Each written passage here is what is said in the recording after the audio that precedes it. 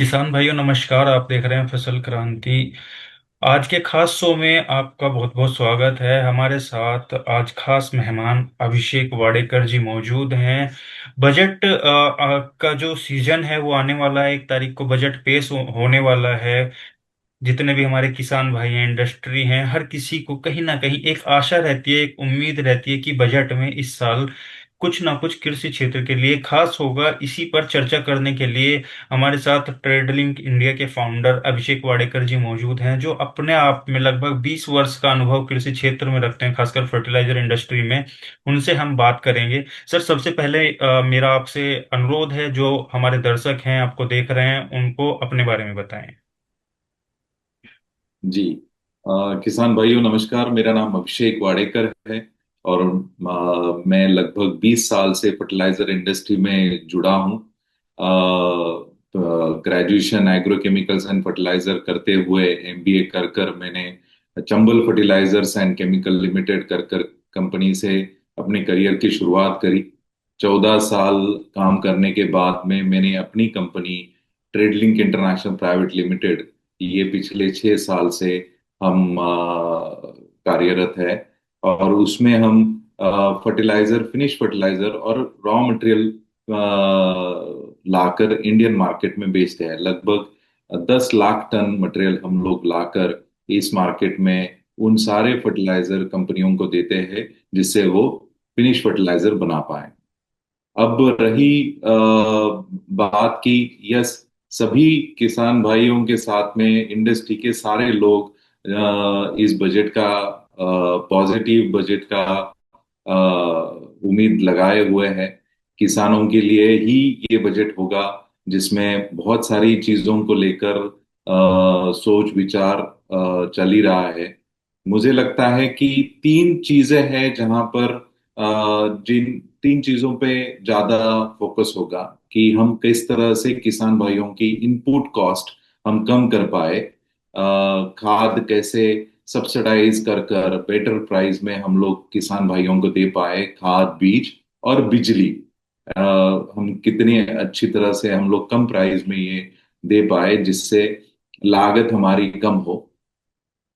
और कैसे हम बेटर मार्केट हम तैयार कर सकते हैं, किसान भाइयों को वेरियस मार्केट का एक्सपोजर कैसे मिल सकता है, उसको लेकर ज्यादा से ज्यादा एफपीओज जो है वो ज्यादा स्मार्ट तरीके से ये होना चाहिए। और मुझे लगता है कि फूड प्रोसेसिंग यूनिट्स को लेकर एजुकेशन और उसको लेकर सब्सिडी या उसको लेकर प्रशिक्षण के तरफ भी इस बजट में उम्मीद रखी जा सकती है किसानों के लिए। अभिषेक जी, अगर हम बात करें, एक जो एक्सपेक्टेशन होती है, एक उम्मीद होती है, तो जो किसान साथी हैं हमारे, वो भी और कहीं ना कहीं इंडस्ट्री भी एक उम्मीद लगाए हुए है। तो आपको क्या लगता है, और किन किन चीजों की घोषणा इस बजट में हो सकती है? क्या किसान हित में और क्या नई चीजें आ सकती हैं? बहुत सारी चीजें हैं, जैसे जैविक खाद हो या स्मार्ट फार्मिंग और टेक्नोलॉजी को लेकर जो सारी चीजें चल रही है, जैसे ड्रोन हो, एआई और स्मार्ट फार्मिंग को लेकर सब्सिडी आ सकती है इस बजट में। माइक्रो इरिगेशन को लेकर भी सब्सिडी और इस तरह के जो नए टेक्नोलॉजिकल सॉफ्टवेयर्स आ रहे हैं उनके प्रति भी, और ऑर्गेनिक फार्मिंग के लिए भी बढ़ोतरा देने के लिए इस बजट में उम्मीद है। सर, एमएसपी को जी। लेके आप क्या समझते हैं कि क्या किन फसलों को और एमएसपी के दायरे में लेके आया जा सकता है, और क्या नई चीजें इस क्षेत्र में हो सकती हैं इस बजट? जी, एमएसपी तो अपनी जगह ठीक है। मुझे मिलेट्स को भी और दाल और मिलेट्स को भी एमएसपी के दायरे में तो लाना ही चाहिए। और मैं ये कहूंगा कि जो प्रोक्यूरमेंट प्रोसेस जो है ना एमएसपी का, वो भी एक स्ट्रीमलाइन होना चाहिए। और एक और कॉन्ट्रैक्ट फार्मिंग और प्रोसेस प्रोसेस जो फूड प्रोसेसिंग यूनिट है उसको लेकर भी वहां तक हम लोग कैसे किसान भाइयों को पहुंचा सकते हैं, वो जरूरी है। क्रेडिट योजनाओं और जो बीमा योजना है जैसे प्रधानमंत्री फसल बीमा योजना है, उसमें क्या आपको मतलब क्या लगता है, क्या और नई चीजें, क्या उम्मीदें हैं किसानों की बजट को लेके? मुझे लगता है कि किसान भाइयों के लिए जो छोटी फार्मिंग करता है उनके लिए small funding at very nominal price, यानी बहुत ही कम बहुत ही कम ब्याज दर पे कैसे हम छोटी फंडिंग कर सकते हैं छोटे फार्मर्स के लिए।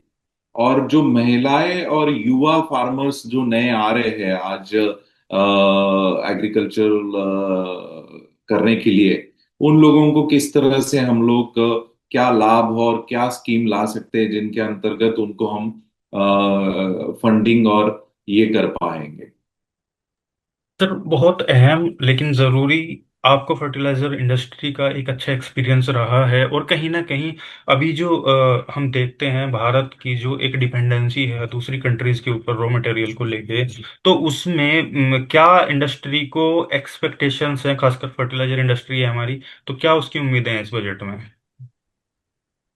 देखो, हम प्रधानमंत्री नरेंद्र मोदी जी का ये जो सपना है कि हम लोग आत्मनिर्भर बने, तो इस आत्मनिर्भर बनने के जर्नी में हमें अपने जो इन हाउस रिसोर्सेस है, जहां हमारे पास में फॉस्फेट, पोटैश जैसे बेसिक इंग्रेडिएंट्स बोलो या बेसिक फर्टिलाइजर्स के नेचुरल रिसोर्सेस नहीं है, तो उन नेचुरल रिसोर्सेज के लिए हम हमें डिपेंड रहना ही पड़ेगा। बट उन देशों के साथ में अच्छा कॉन्ट्रैक्ट कर कर एक long term process, long term contract करके वो हम फर्टिलाइजर कॉम्पिटिटिव प्राइस में अपने कंट्री में ला सकते हैं। रही बात, हम लोगों ने बहुत अच्छी इनिशिएटिव ली है जो नैनो डीएपी और नैनो यूरिया के यूरिया के वजह से हम वो यूरिया और डीएपी जैसा प्रोडक्ट इन हाउस बना पा रहे हैं, और हम अपने देश में अपनी ही टेक्नोलॉजी से बनाया हुआ नैनो यूरिया और डीएपी हम सेल कर पा रहे हैं। तो मुझे ऐसा लगता है कि स्लोली स्लोली अगर हम इस तरह पे काम करेंगे तो हम एक दिन जरूर हम लोग आत्मनिर्भर बन पाएंगे। अभिषेक जी, तो स्टार्टअप्स को, जी जी, प्लीज कंप्लीट जी जी, कीजिए। बोलिए बोलिए। नहीं, स्टार्टअप्स को गवर्नमेंट कहीं ना कहीं एक अच्छा बूस्ट देने का काम कर रही है और बढ़ावा भी दे रही है। तो आने वाले टाइम में बजट को लेके भी और इसके साथ साथ क्या देखते हैं आप, इसका नजरिया क्या है इसके ऊपर? मुझे ऐसा लगता है कि स्टार्टअप के लिए डेफिनेटली मेंटरिंग एंड फंडिंग ये बहुत जरूरी है, क्योंकि आज फंड, सीड फंडिंग जो बोलते हैं, एक एक स्टार्टअप चालू करने करने के लिए जो युवा अपने अनुभव लेकर एक आइडिया पे काम करता है, तो उसको मेंटर भी करना चाहिए और उसको साथ ही साथ में एक सरल सीड फंडिंग के लिए भी किस तरह से हम स्टार्टअप इंडिया के थ्रू पेमेंट दे सकते हैं जिससे वो अपनी स्टार्टअप पे काम कर पाए फर्दर, और प्रोटोकॉल बनाकर वो मार्केट में वो ले जा पाए और उसे वो फैसिलिटी या प्रोडक्ट वो मार्केट में बेच पाए।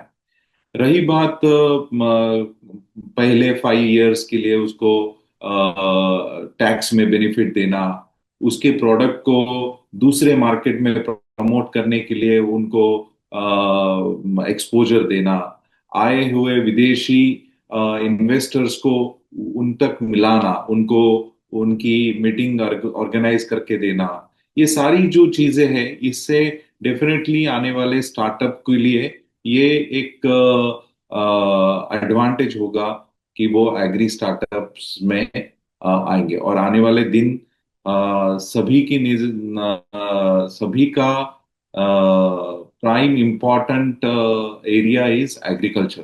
हर कोई चाहता है कि एग्रीकल्चर स्टार्टअप में इन्वेस्ट करे और एग्रीकल्चर स्टार्टअप के लिए काम करे।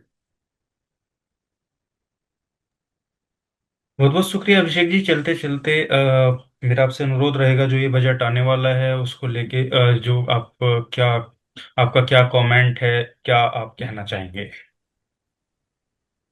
अब